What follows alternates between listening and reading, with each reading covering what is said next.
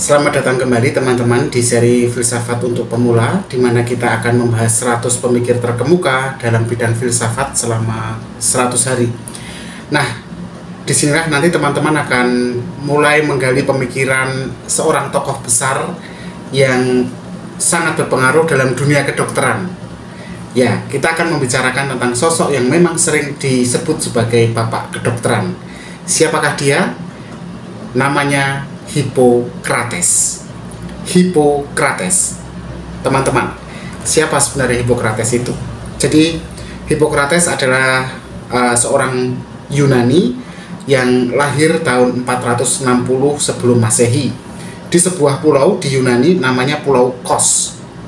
Nah, Hippocrates ini hidup pada masa ketika dunia masih dipenuhi dengan mitos dan tahayul tentang penyakit. Banyak orang pada masa itu percaya bahwa penyakit adalah hukuman dari para dewa.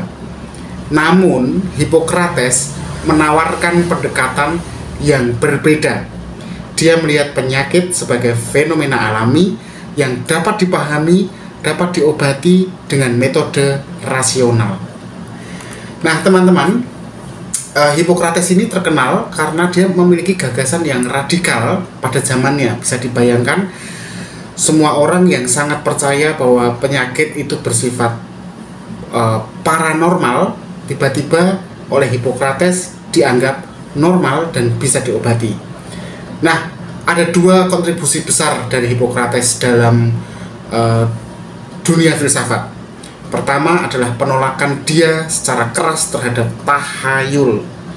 Jadi Hippocrates ini mengajarkan bahwa penyakit itu bukanlah kutukan dari para dewa, melainkan hasil dari ketidakseimbangan dalam tubuh manusia.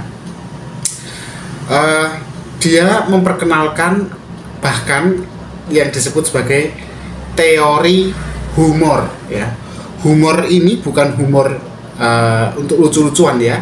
Jadi teori dia ini menyatakan bahwa tubuh terdiri dari 4 cairan utama: darah, lendir, empedu kuning, dan empedu hitam. Nah, ketidakseimbangan antara 4 hal ini yang menyebabkan penyakit di dalam tubuh manusia. Kedua, kontribusi yang besar juga diberikan oleh Hippocrates adalah mengenai etika kedokteran. Jadi, salah satu warisan terbesarnya adalah adanya sumpah Hippocrates. Sumpah Hippocrates, di mana di dalamnya ada kode etik untuk para dokter yang hingga kini masih sampai hari ini masih menjadi dasar etika kedokteran modern. Salah satu prinsipnya misalnya teman-teman ya adalah prinsip pertama, yaitu jangan membahayakan. Itu. Nah, ada lagi kontribusi lainnya dari Hippocrates untuk dunia ilmu pengetahuan, khususnya kedokteran dan juga filsafat ya, yaitu mengenai catatan medis yang sistematis. Jadi tadi ada penolakan terhadap tahayul, yang kedua adalah etika kedokteran, lalu kontribusi yang ketiga ini yang menarik, catatan medis yang sistematik. Jadi begini, Hippocrates pada masa itu, masa di mana semua orang masih percaya tahayul, dia sudah mendorong para pelaku medis, dalam hal ini dokter, untuk melakukan pencatatan gejala, pengobatan, dan hasil dari pengobatan itu secara terperinci. Tujuannya agar dokter dapat melihat riwayat satu pasien dan pasien lainnya, dan demikian juga dokter lain bisa melihat riwayat dari hasil catatan medis dokter yang menangani sebelumnya. Nah, ini yang kemudian akan menjadi awal mula munculnya ilmu kedokteran yang kemudian berkembang melalui pengamatan dan pengalaman. Nah, itu tadi dalam bidang kedokteran dan ilmu pengetahuan ya. Sekarang kita lihat bagaimana filsafat hidup Hippocrates. Baik. Jadi Hippocrates tidak hanya berfokus pada penyakit teman-teman, tapi juga pada gaya hidup yang sehat. Dia percaya bahwa kesehatan itu adalah hasil dari keseimbangan antara tubuh, ya, tubuh, pikiran, dan lingkungan. Ya, jadi dia percaya kesehatan itu adalah keseimbangan, bukan hanya keseimbangan cairan dalam tubuh seperti yang tadi sudah disebut dengan teori humornya ya, tapi juga keseimbangan antara tubuh manusia, pikiran dia, dan lingkungannya. Nah, maka itu Hippocrates juga dikenal dengan nasihat-nasihatnya yang sampai hari ini masih relevan ya.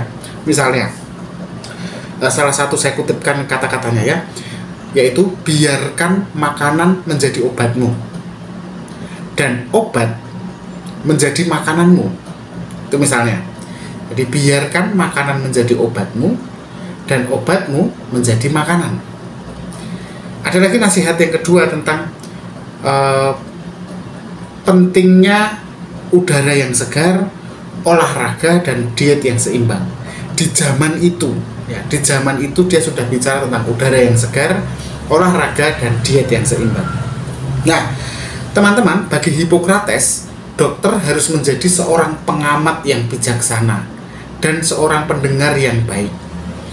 Dokter harus mengajarkan kepada pasien untuk tahu bagaimana cara hidup yang sehat.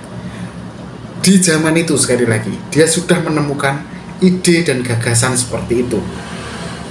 Hippocrates mengajarkan bahwa setiap pasien itu adalah unik, sehingga harus dirawat sesuai kebutuhannya, bukan sekadar berdasarkan aturan umum. Maka para dokter secara filosofis itu diarahkan untuk menangani pasien pribadi per pribadi secara spesifik, tidak pukul rata. Nah, apa yang jadi warisan abadi dari Hippocrates untuk kita? Ya, jelas sekali ya, Hippocrates adalah pionir yang mengubah cara dunia memandang kesehatan. Bahkan setelah lebih dari 2400 tahun, banyak ide dan prinsip yang diajarkan Hippocrates masih relevan. Misalnya, 1. Pengobatan berbasis bukti. Sejak 2400 tahun yang lalu, Hippocrates sudah meletakkan dasar untuk pendekatan ilmiah dalam bidang kedokteran. Dia kedua, tadi ya, kontribusinya di bidang etika dalam praktek medis. Hippocrates sudah sejak awal menjunjung tinggi martabat pasien dan menghormati hak-hak mereka.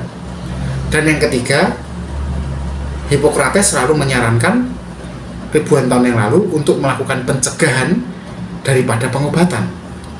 Sehingga konsep ini menjadi semakin penting ya hari ini ketika pengobatan itu harganya mahal. Nah, saya pikir cukup untuk pengenalan kita terhadap Hippocrates. Yang jelas Hippocrates adalah contoh sempurna dari seseorang yang hidupnya melampaui zamannya. Dia mengajarkan bahwa kedokteran bukan hanya tentang menyembuhkan penyakit, tapi juga tentang merawat manusia secara holistik. Jadi, bagaimana menurut teman-teman? Apakah hari ini yang terjadi sudah nyambung dengan apa yang diajarkan Hippocrates ribuan tahun yang lalu atau belum? Tuliskan pendapat teman-teman di kolom komentar. Jangan lupa juga untuk like, subscribe, dan nyalakan lonceng notifikasinya agar tidak ketinggalan kisah-kisah menarik lainnya. Sampai jumpa di episode berikutnya. Tetap berpikir kritis.